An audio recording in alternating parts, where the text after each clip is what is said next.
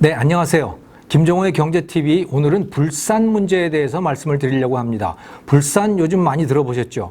반도체 제조 과정에서 회로 그 선을 제외한 나머지 부분들을 녹여서 없애기 위한 그 용도, 애칭이라고 하는 뭐 그런 용도로 쓰는 게 바로 불소 화합물, 또 불산입니다. 이 불산을 일본 정부가 수출할 때 심사 대상에 포함을 시킨 거잖아요. 그 이전까지는 특별한 심사 없이 그냥 수출을 할 수 있는데 이것을 심사 대상으로 포함을 시켰어요. 그래서 심사에 시간이 걸리고 그렇기 때문에 아마 그것을 일본으로부터 조달하는데 지장이 생길 가능성이 꽤 높습니다. 자, 여기에 대해서 대한민국 정부가 지금 생각하는 것, 또 우리 국민들이 일반적으로 생각하는 것은 야, 그것은 우리가 자급자족을 해야 되지. 뭐 이런 이야기들이 많이 나오고 있고, 거기에 대해서 아니 뭐 그게 쉽냐, 순도가 높은 불산은 어렵다, 이런 것도 있고, 아니 그것은 순도의 문제가 아니고 삼성전자나 SK 하이닉스가 그냥 일본 제품만 쓰고 있기 때문에 그렇지, 그것을 우리나라 제품 또는 러시아 제품 갖다가 쓰면 좀 불편해서 그렇지 쓸 수 있는 거야, 이런 이야기도 있고, 뭐 서로 옥신각신해요. 그래서 이게 정확히 어떤 것이 맞는지는 제가 잘 모르겠어요. 그런데 분명한 거 한 가지는 있습니다. 지금까지 쓰던 게 아닌 다른 기업의 불산을 갖다가 쓸 경우에는 테스트 기간이 굉장히 오래 걸린다. 석 달 또는 6달이 걸릴 수 있고, 공장을 지으려면 그건 더욱더 큰 시간이 걸리는 거고, 그런데 반도체, 특히 이 초정밀 반도체 분야에서는 시간이 굉장히 중요하다. 시간이 딜레이가 됐을 경우에 고객들이 떨어져 나갈 수 있다라고 하는 이 문제가 있는 거예요. 자, 그런데 저는 그것을 말씀을 드리려고 하는 게 아니고, 설령 우리나라가 불산을 자급자족을 한다고 하더라도 또 다른 문제가 있다라고 하는 걸 말씀을 드리려고 하는 거예요. 바로 안전 문제입니다. 불산 사고 여러분 들어보셨죠? 2012년에 불산 누출 사고가 일어났잖아요. 사람이 5명이 죽었죠. 불산이라고 하는 게 독성이 굉장히 강한 화학 물질이어서 그냥 노출되면 그냥 죽는 모양이에요. 5명의 직원이 죽었습니다. 소방관이 출동을 했는데 뭐 18명인가가 방호복이 없는 상태로 출동을 해가지고 엄청난 이 상해를 입고 그렇게 됐습니다. 그 당시로서는 문재인 민주당 대표죠. 그 동네에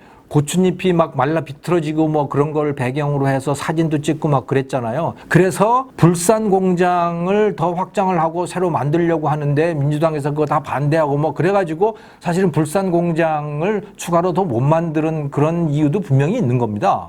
그 이후에 화학물질 관리법, 또 화학물질 평가법, 이런 것들이 또 나오고 그래가지고 기업들이 또 아우성치고 그것 때문에 이 불산 작업이 안 된다라는 이야기도 많이 있고 그런 겁니다. 제가 말씀드리려고 하는 것은 독성이 강한 화학물질과 관련된 사고, 이것도 나라마다 차이가 있다는 거예요. 그 관리를 잘하는 사람들이 있고 못하는 사람들이 있는 겁니다. 왜? 그것은 사람들의 행동 방식, 성격, 이런 것들과 매우 밀접히 관련이 되어 있기 때문이죠. 인도 과학자 2명이 1998년부터 2015년까지 전 세계적으로 29개 나라에서 발생한 굵직굵직한 화학사고들을 쭉 모았어요. 그래가지고 통계를 쭉 낸 겁니다. 여기 일본도 있고 한국도 있습니다. 17번 일본. 큰 사고가 한 건이 났습니다. 사망자 0, 부상자 0. 이게 뭐냐? 바로 후쿠시마 원전 사고예요. 그 한 건이 있는 겁니다. 지금 1998년부터 2015년까지. 대한민국은 어떠냐? 24번이죠. 큰 사고가 3건이 났어요. 사망자는 51명, 부상자는 18명, 전체 69명이에요. 이 사고가 뭐냐면 2000년대 초반에 발생한 이천 가스 누출 사고이고, 또 조금 전에 말씀드렸던 2012년에 불산 누출 사고, 2015년에 또 울산에서 또 무슨 가스 폭발 사고가 있었죠. 이 3건입니다. 큰 게. 자, 이 통계를 보면 일본은 사고 건수도 작지만 사망 부상이 없잖아요. 그것도 이 쓰나미라고 하는 자연재해 때문에 일어난 사건이잖아요. 이 후쿠시마 원전 사고라고 하는 것도. 우리나라의 사고들은 보면 사람 때문에 일어난 사고들입니다. 이걸 통해서 우리가 알 수 있는 건 뭐냐면 일본 사람들이 굉장히 안전에 철저하다라고 하는 것을 알 수가 있어요. 한국 사람들, 중국보다는 안전에 대해서 신경을 쓰지만 일본과 비교를 해보면 안전 불감증이 심하다라고 하는 걸 이 통계로 그대로 알 수가 있는 거거든요. 우리는 화학을 많이 하고 일본은 화학을 조금 하는 거 아니야? 아닙니다. 출하액 기준으로 보면요. 2016, 17 요 무렵에 출하액 기준으로 보면 우리는 화학산업에 150조 정도가 되고요. 일본은 200조 정도가 돼요. 그러니까 출하액 규모로 보면 일본이 더 커요. 그런데 사고는 일본이 훨씬 적은 거죠. 사실은 후쿠시마 원전은 화학사고라고 보기도 어렵죠. 왜 그러느냐? 사람들의 행동 방식 자체가 다르기 때문에 그렇습니다. 일본인들의 행동 방식은 뭐냐? 정말 답답할 정도로 꼼꼼합니다. 근데 한국인들은 어떠냐? 터프해요. 굉장히 거칠죠. 그런데 한국인들 굉장한 장점이 있습니다. 뭐냐? 빨라요. 굉장히 빠릅니다. 뭐든 하면 그냥 빨리빨리 해치우잖아요. 이것은 굉장한 강점이죠. 빨리 바꾸고. 일본인들은 그렇게 빨리 바꾸지 못해요. 이런 차이가 비즈니스에서도 그대로 드러납니다. 한국은 어떤 비즈니스에 강하냐? B2C에 강합니다. 비즈니스 투 컨슈머. 소비자를 직접 대하는 거. 여기에 강한 겁니다. 소비자들은 취향이 금방금방 바뀌잖아요. 한국 기업들은 소비자들이 확확 바뀌는 거에 따라서 한국 기업들도 확확 바꿀 수 있어요. 그게 우리는 행동 방식이 거기에 잘 맞아요. 일본은 그렇게 확확 잘 못 바꿔요. 하지만 하나를 하면 계속 꾸준히 뭔가를 하죠. 그래서 일본 사람들은 한국 사람에 비해서 소비자를 직접 대하는 거를 그렇게 썩 잘한다고 볼 수 없습니다. 특히 글로벌 시장에서는. 그래서 일본은 상대적으로 B2B에 강해요. 비즈니스 투 비즈니스에 강하는 거죠. 부품, 소재 이런 것들에 강한 겁니다. 유행을 별로 안 타는 거죠. 한국은 유행을 잘 타는 것을 잘 해낼 수 있는 거예요. 그리고 지금까지 보면요. 특히 전자산업이라든가 이런 것들을 보면 한국은 그걸 굉장히 잘 살렸어요. 그래서 1990년대 말부터 시작해가지고 한국의 전자산업, TV라든가 뭐 이런 디스플레이라든가 이런 것들이 변해온 과정들을 보면 한국은 이 디자인에 굉장히 치중을 하고 이 신제품도 빨리빨리 내고 이렇게 했던 거 아니에요? 거기에 필요한 부품들은 일본에서 들여다가 썼던 거죠. 그런데 일본 업체들은 어땠어요?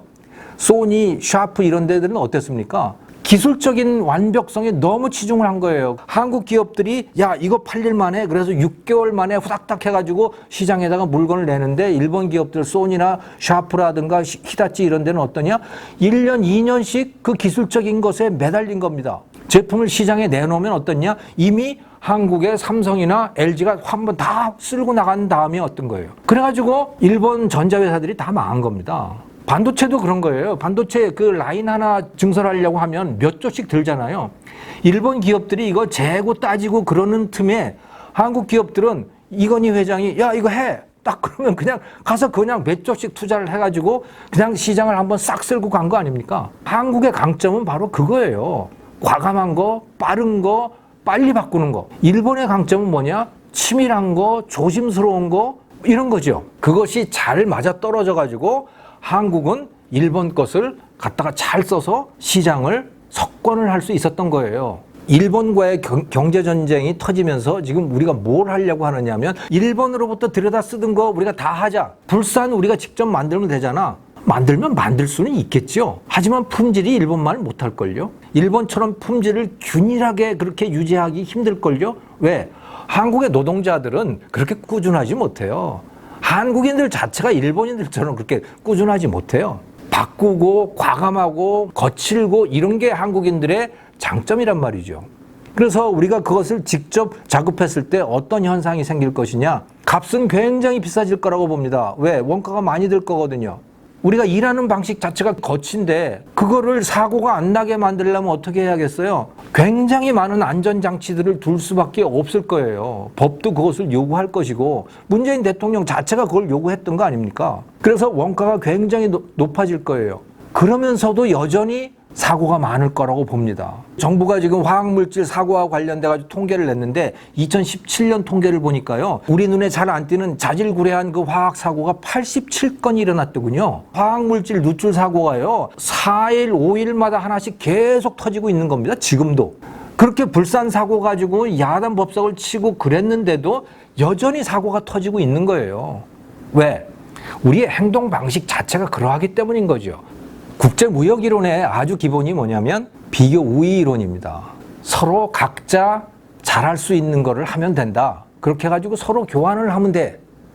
이게 바로 비교 우위론이거든요. 그렇게 할 때 양쪽 모두가 윈윈 할 수 있다. 사실은 전자산업, 반도체 산업 다 그렇게 했었죠. 우리는 B2C가 강해요. 우리는 과감한 투자가 필요한 그런 분야에 강해요.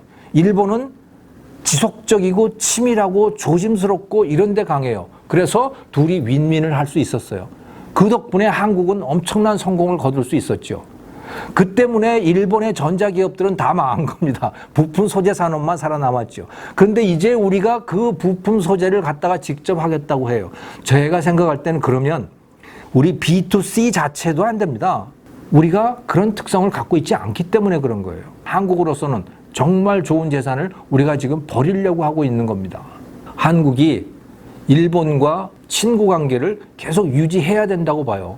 그것은 정치적으로도 그러하지만 경제적으로도 정말 꼭 필요한 일이다. 일본과 경제전쟁을 벌이고 있는 이 상황에서 한 말씀 드렸습니다. 감사합니다.